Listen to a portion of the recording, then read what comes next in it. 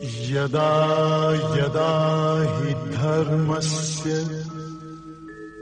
ग्लानिर्भवति Bharata